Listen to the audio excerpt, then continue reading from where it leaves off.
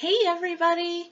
Welcome back to LF & Co. Cooking. Today we are going to be making macaroni and cheese in the Tupperware pressure cooker. Now, if you haven't seen any of my demonstrations on the pressure cooker, you are in for a treat.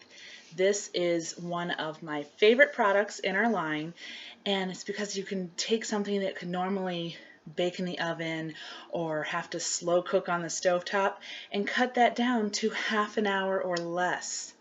How time-saving is that? How many meals could you make on a Sunday afternoon to prep for the week if you had the pressure cooker?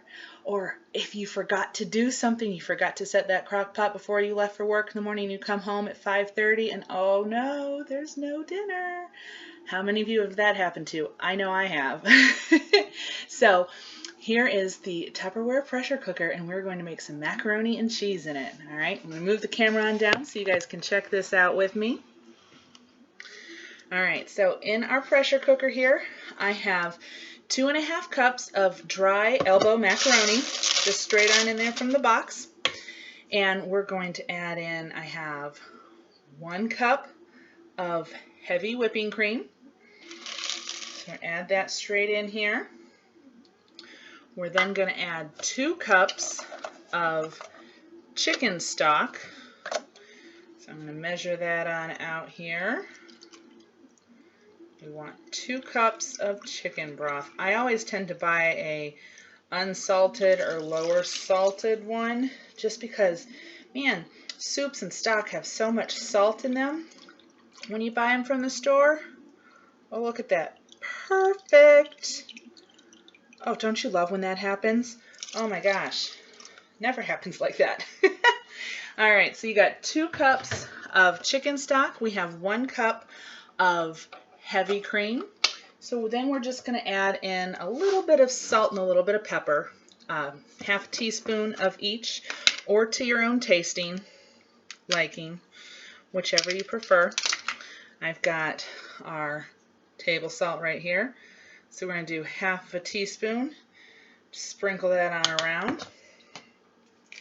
And then I've got our pepper here in our spice shaker, and we're going to sprinkle that on around in there as well. Okay, put my seal back on this, and then all we're going to do right now is we're going to mix this up. Can you guys see that here? Let's grab a spoon here.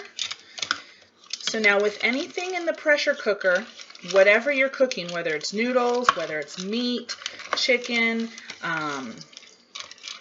roast, anything like that, you want to make sure that it is covered completely with liquid, whether it's a stock or water, whatever you're making, so that it doesn't burn on top.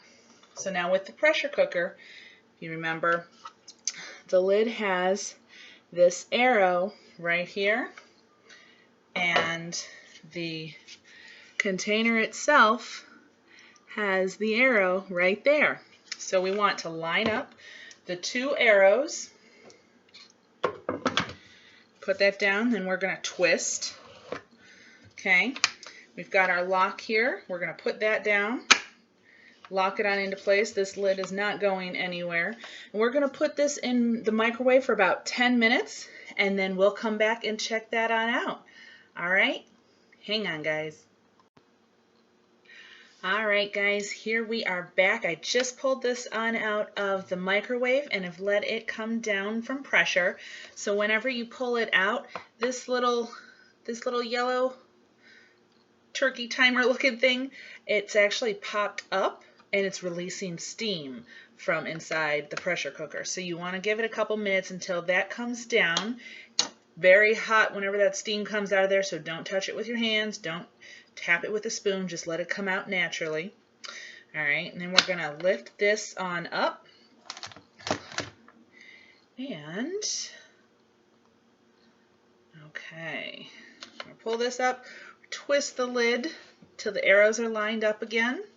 And remember, we want to lift this away from us because it's going to let out some steam, and we don't want that all going up in our face. You like your own facial. All right, now check that out, guys. Look at that. That is fully cooked macaroni in our heavy cream, some chicken stock, and then just salt and pepper. How easy is that? It's incredibly easy, let me tell you. So I'm just going to mix this on around. And then what we're going to do is we're going to add in a tablespoon of butter. I have our handy dandy butter dish right on hand here. So we're going to toss in a tablespoon of that. I'm going to add in half a cup of whole milk. Okay. Dump that right on in here as well. And I've got 2 mini blocks of Velveeta cheese. So I'm going to cut these on up here real quick, just in smaller hunks. And we're going to put these on in here. My recipe says to do about 6 ounces of Velveeta cheese. These are 4-ounce blocks. I love cheese, so I'm not mad about the other 2 ounces. And you can't go wrong with mac and cheese. It's cheesy, right? All right, so we're going to put these babies on in here like that. Get that cheese off my knife. And then I'm also going to add in about a cup, maybe a little over a cup of, this is just shredded Colby Jack cheese. Okay, so we're going to sprinkle, you know what, I'm going to mix this up first because it's so hot whenever it comes out of here, it's just going to automatically, I don't have to put it back in, I don't have to do anything else. It is, see, there's my butter. It's already melting my butter. There goes in the rest of our cheese. There we go. Again, freshly shredding all of my cheeses. I never buy bagged cheese because of the additives in there. So I always shred cheese. You can buy your cheeses in bulk. You can get, you know, 8 or 10 blocks of cheese and shred them all whenever you get home. You can freeze the blocks of cheese and pull them out the night before you're going to make dinner the next day so that they have a chance to come to refrigerator temperature, and then shred those on down. I do like to shred mine in large quantities because we go through so much cheese in this house. Every recipe either has cheese in it or wants to be topped with cheese or whatever. Like I said, everything's better with a little bit of cheese. So look how easy this is coming together, and all I'm doing is I'm just literally sitting here stirring it up to get those hunks of Velveeta mixed on in there and melted down. Check this out. Look how creamy and good that is going to be. My family is going to be so excited for dinner tonight. My little boy loves mac and cheese. Mac and cheese was one of the big cravings that I had whenever I was pregnant. So I ate a ton of mac and cheese. Now, what I do love about this recipe, though, is you are able to add things into it. So after you've cooked it like this, I do enjoy adding in some kielbasa, or you could do some bacon.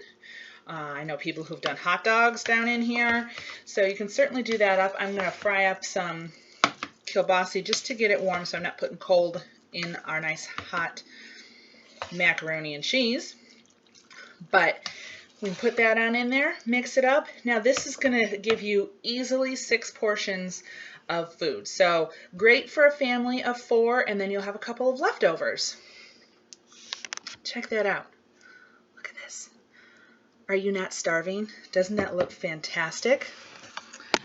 Awesome. All right, guys. Well, I hope you enjoyed this episode of LF & Co. Cooking. And as always, if you've seen any of the products that you must have in your kitchen in this episode, feel free to visit my website at lindsaypfeiffer.my.tupperware.com. Thanks so much for watching. We'll see you on the next one, guys. Bye-bye.